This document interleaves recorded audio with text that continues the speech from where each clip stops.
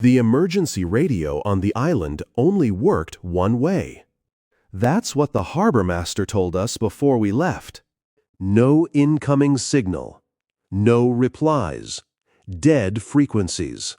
So when the radio answered my partner by name at exactly 2:13 a.m., we knew someone else was already there.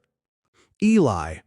The voice crackled through the speaker like wet static. Don't look behind you. Eli froze beside me. The radio hissed again. And this time, it sounded exactly like him. We should have left that night. But the tide had already shifted out around the island, and our boat operator, Marcus, said we'd have to wait until morning. That island wasn't even marked properly on most maps. Just a black rock surrounded by fog about 12 miles off the coast. Officially abandoned since 1987. Before that, a military weather station. At least, that's what the paperwork said. Nobody would tell us why it shut down. And nobody liked talking about the people who vanished there. Not the workers. Not the supply crews. Not even the last rescue team. The locals had one rule: never stay past sunset. Naturally, that made Eli want to film there even more. By the time we unloaded the gear, the fog had already swallowed the shoreline behind us. Everything on the island felt wrong. Not dramatic wrong. Quiet wrong. The air barely moved. No insects. No birds. No waves. Even our footsteps sounded muted, like the island was absorbing noise. The weather station sat near the cliffs overlooking the water. Concrete buildings. Rust-stained antennas. Broken floodlights pointed toward nothing. And every clock we found inside had stopped at 2:13. Every single one. Wall clocks. Wristwatches. Even an old cafeteria microwave still plugged into a dead outlet. 2:13 a.m. Same exact time. Eli thought it was incredible. Dude, this is perfect documentary material. He kept filming everything, especially the radios. There were emergency radios mounted all over the station. Hallways, dorm rooms, control center, even underground stairwells. Most were dead, but not all. Every now and then, one would crackle for half a second, just enough to make us stop talking.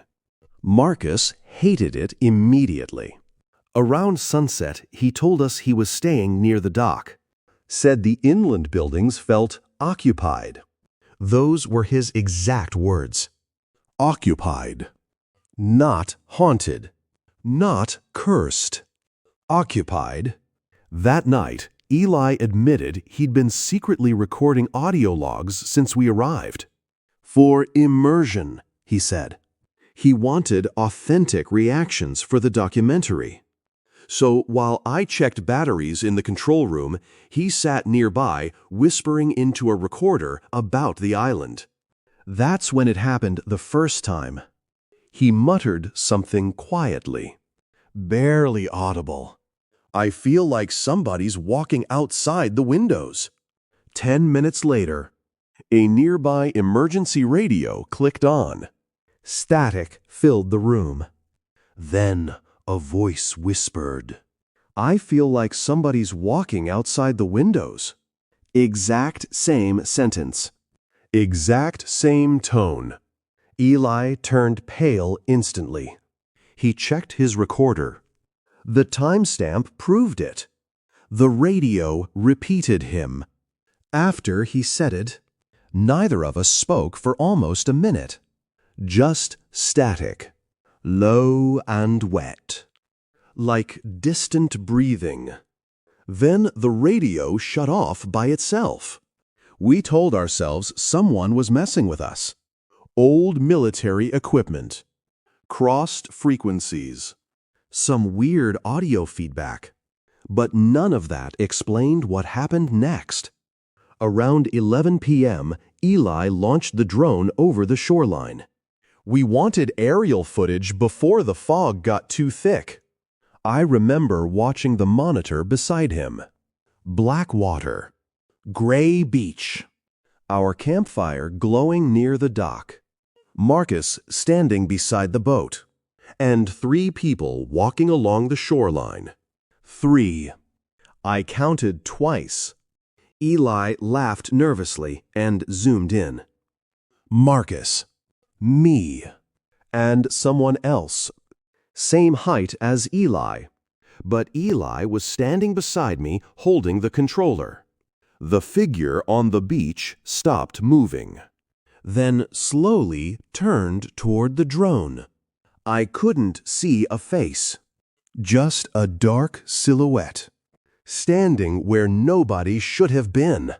The feed cut out instantly after that. Battery failure.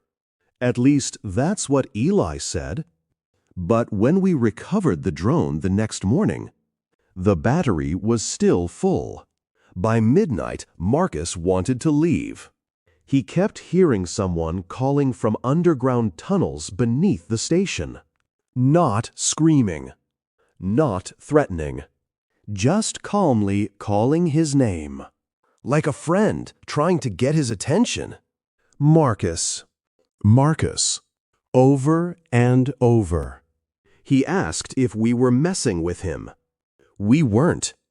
Then at exactly 2:13 a.m., every radio in the building activated at once. The sound nearly dropped me to my knees. Static exploded through the hallways. Voices layered over each other. Dozens of them. Maybe hundreds. Some crying. Some whispering. Some begging. And underneath all of it, one voice spoke clearly. My voice. Don't open the south bunker. I felt my stomach drop instantly. Because I hadn't said that. Not yet. Eli looked at me slowly. You heard that too, right? Before I could answer, Marcus screamed outside. We ran through the fog toward the dock. His flashlight was spinning on the ground near the bunker entrance carved into the cliffside. But Marcus was gone. Only the radio beside the bunker door remained active. Crackling softly. Marcus went inside. The voice sounded exactly like Marcus. Then silence. Eli wanted to leave immediately. I agreed. But the boat keys were missing, and the tide still hadn't come back in. So, against every instinct we had, we opened the south bunker. The smell hit first. Dust, mold, salt water, and something metallic underneath it. The bunker stretched deep underground beneath the station. Concrete walls lined with shelves. Equipment everywhere. Old tape machines. Thousands of documents. And cassette tapes. Hundreds of them. Every tape labeled with dates. Not past dates. Future ones. Some dated next week. Some years ahead. One had tomorrow's date written on it. Eli grabbed it first. There was already a tape inside. We played it. At first, just static. Then our voices. Me and Eli arguing. Word for word. About leaving the island. About Marcus disappearing. About the bunker. It hadn't happened yet. But 20 minutes later, we repeated the exact same conversation upstairs. Same words. Same pauses. Same pauses. Same tone. Same tone. Like we were following a script neither of us had seen. That's when the panic really started. Because the island wasn't predicting things. It was replaying them.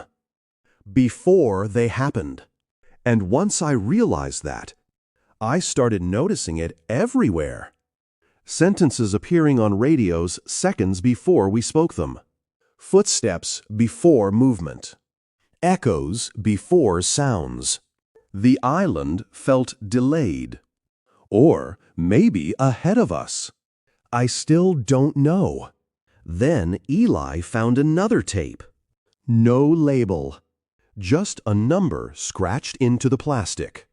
He played it. A voice whispered through static. Mine again.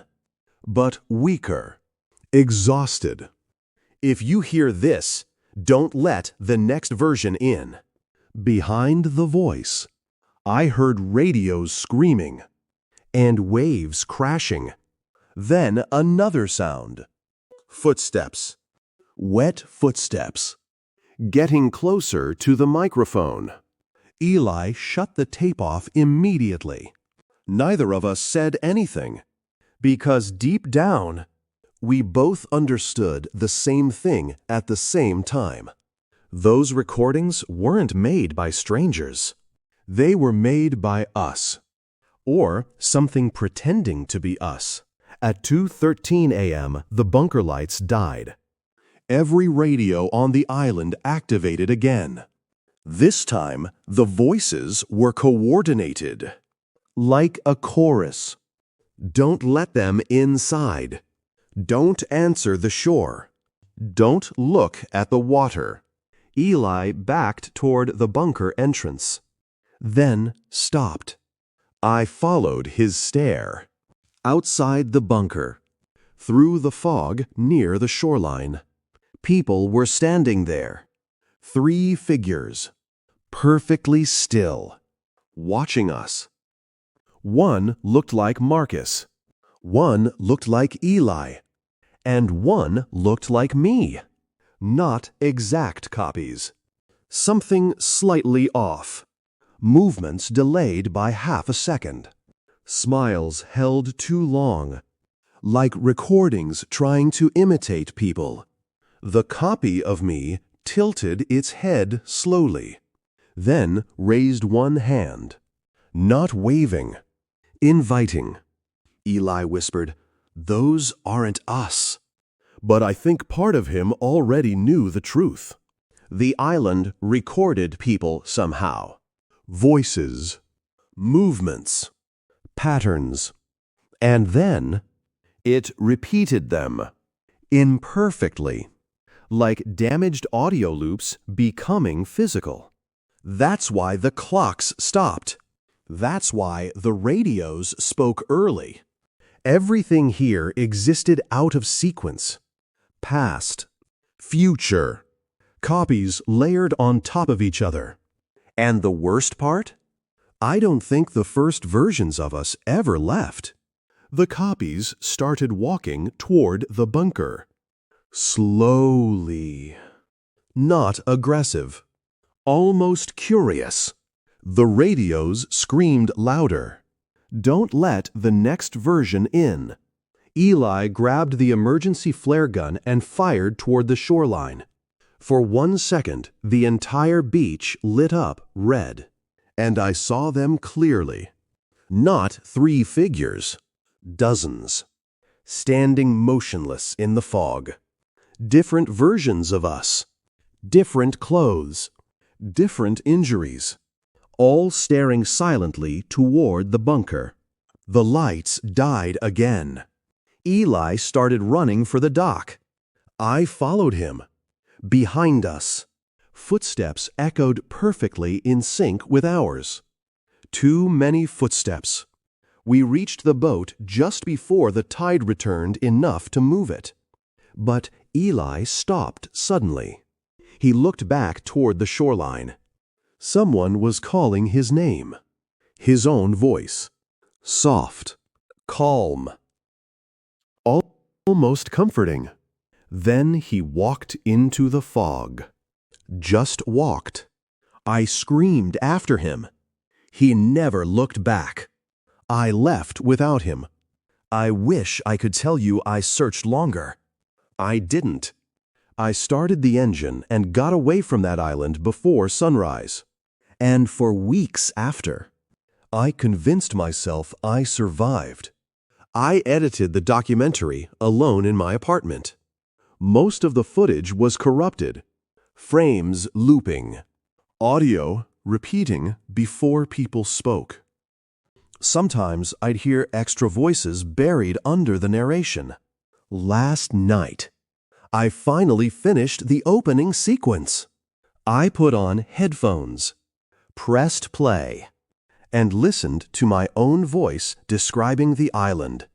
Then another voice whispered underneath it, very quietly, close to the microphone. You came back wrong. I ripped the headphones off immediately. The room was silent.